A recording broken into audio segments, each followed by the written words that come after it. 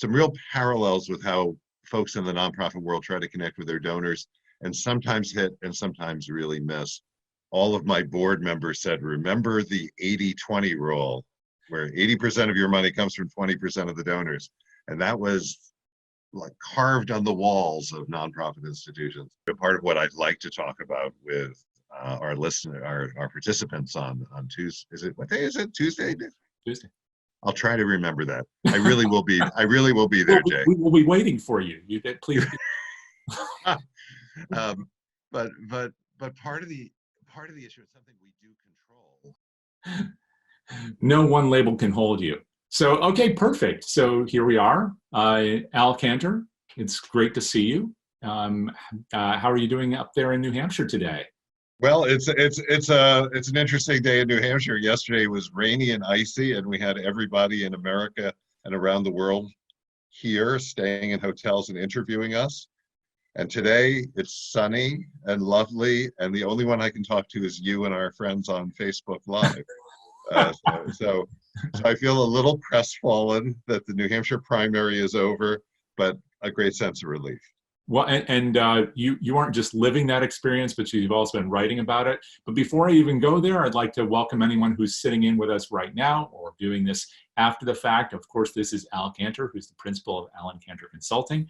And I'm bringing you in for a few minutes out of your precious time today, probably exhausted from all your work yesterday, because you're going to be doing a flash class in the DonorSearch Mastermind series next Tuesday, February 18th at 3 p.m. Eastern on development in an era of widening wealth disparity, which is just one of the many topics that are really huge that you take on in a pretty direct and visceral and often very funny way. So you were even talking about New Hampshire in the Chronicle Philanthropy just yesterday. So maybe we can start there. Just tell me, what were you talking about for those who haven't seen your piece yet? Well, I write about the nonprofit sector, and I usually spend a lot of time thinking about it. But if you're in New Hampshire in January and early February of an election year, presidential election year, it's very hard to think about anything other than the candidates buzzing around you. And so I said, what can I learn from this? And having gone to about 30 or 40 house parties and events, I've come to become a bit of a connoisseur of how candidates and their campaigns try to connect with donors. So I try to connect with voters. And I said, boy, there's some real parallels with how folks in the nonprofit world try to connect with their donors and sometimes hit and sometimes really miss. So I had some fun with that. My favorite headline is, if you say you're just going to talk briefly, talk briefly. And the fact is, a lot of us in the nonprofit world, we never quite stop talking. Well, and the operative word in what you were describing also is try. I mean, they're definitely trying to get votes there. We're trying to, I guess, attract and retain donors. But we're doing that in an environment that's constantly changing, which I know is part of the big piece of what you're going to talk about next Tuesday. Yeah, so, because and because it is a different world than I came into in the nonprofit world now, almost 40 years ago. For example, when I started, I was a very young executive director, and that's more like 35 years ago. And all of my board members said, remember the 80-20 rule, where 80% of your money comes from 20% of the donors. And that was like carved on the walls of nonprofit institutions. And now, when we remember the 80-20 rule, we remember when there was a rule that was the 80-20 rule. About 15 or 20 years ago, it became the 90-10 rule. And really, it's 95-5 heading toward 98-2, because the wealth disparity that's happening in our society was clearly affecting nonprofits, and there are fewer and fewer people with the wherewithal to make larger and larger gifts. Right. The impact of small numbers of people with great money to invest is true in our nonprofits. It's true in politics. It's true in a lot of what we do in society, what products we have, what services are available. But I'm curious, and maybe you'll talk about this more next Tuesday, is that also true for non-campaign environments? Because that 98-2 that I live and experience too, some people might say, well, that's true for campaigns or higher ed or hospitals, but it's not really true for us. What do you think?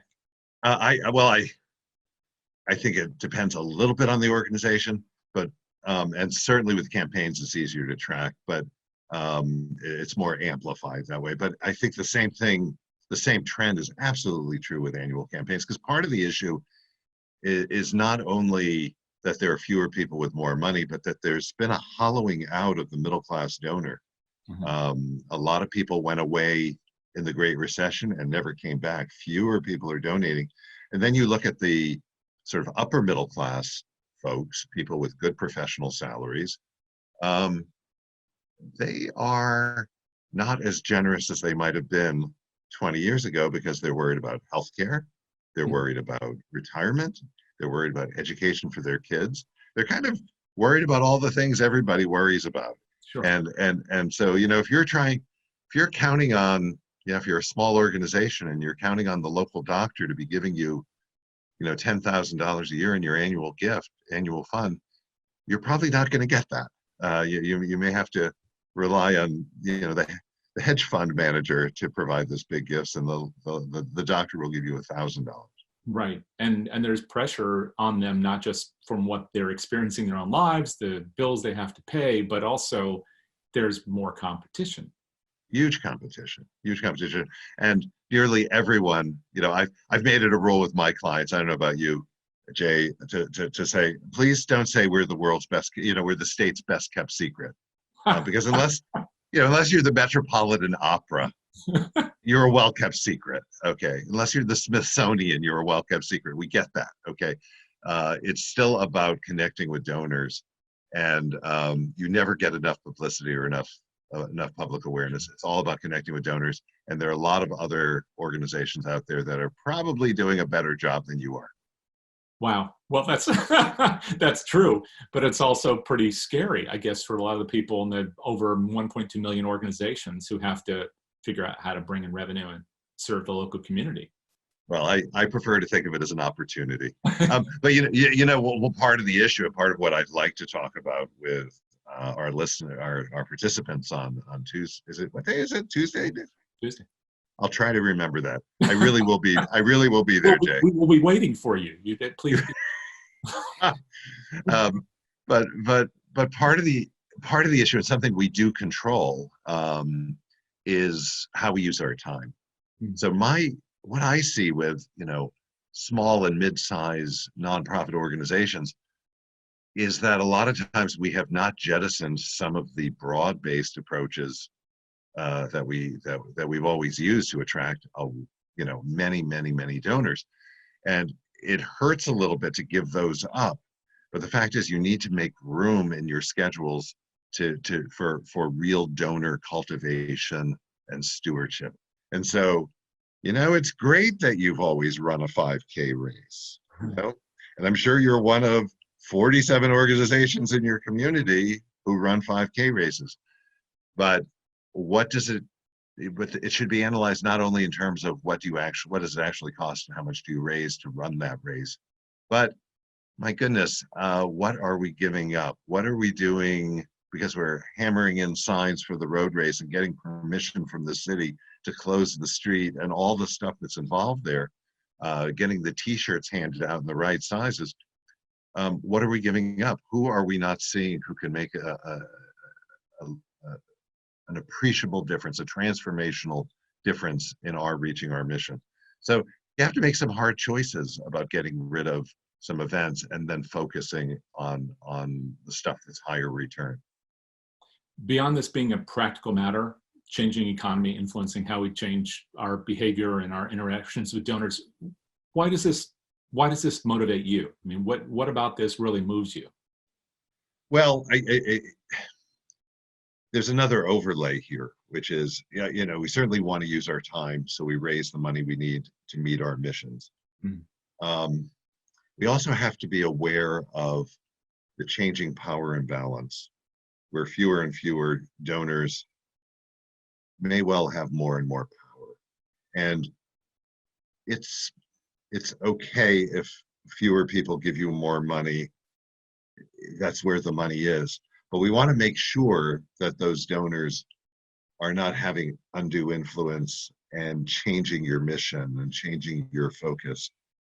It's not that hard to imagine if you were running a small museum, say, and you were preparing for you were planning next year to do an exhibit of contemporary African American artists, and your donor who provides 30% of your revenue every year says, I really think you should pull those old pre-revolutionary paintings out of the basement and do something about colonial America. It's really important for you to understand what the donor can do, what the donor cannot do, and not just to bend over and yield to that influence. So part of this is to recognize that there's a power imbalance and to make sure that the donors recognize and your staff recognizes that if you take the donor's money, you are not doing the donor's bidding.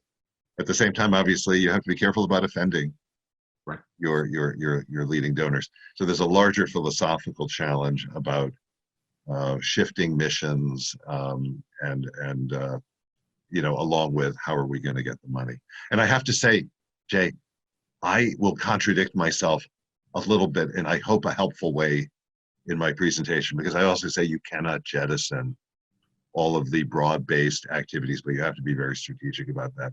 And you have to still make sure you're getting, broadening your donor base and having roots in the community. But you've got to be really careful that you don't spend all your time reaching out to the masses when you really have to spend some time attracting the major gifts. Right.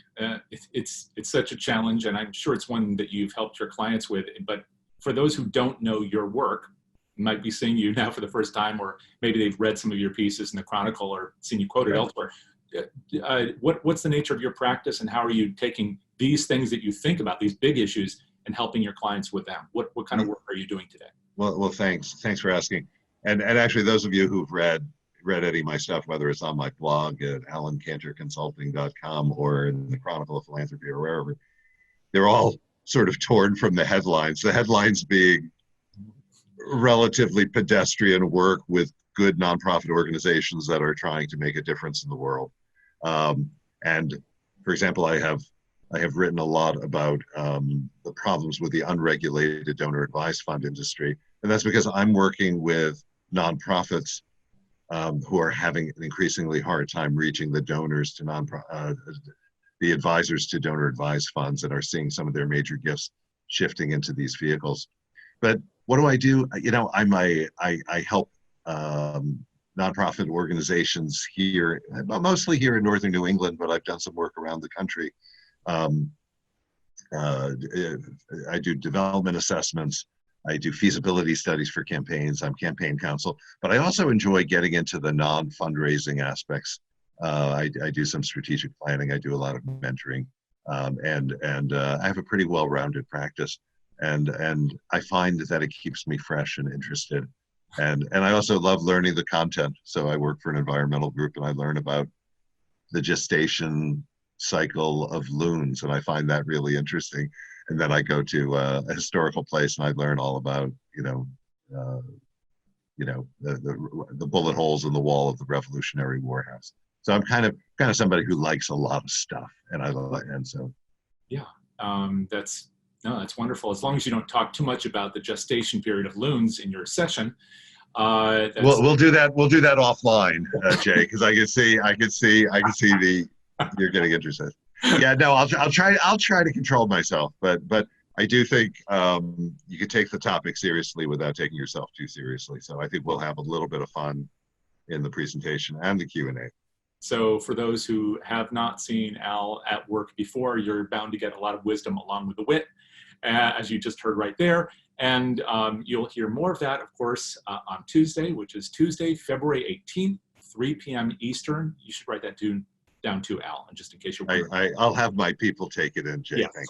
Thank you.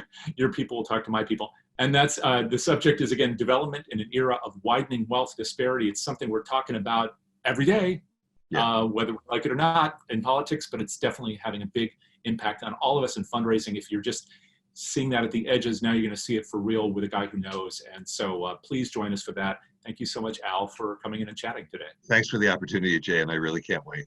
Thanks. We'll see you soon.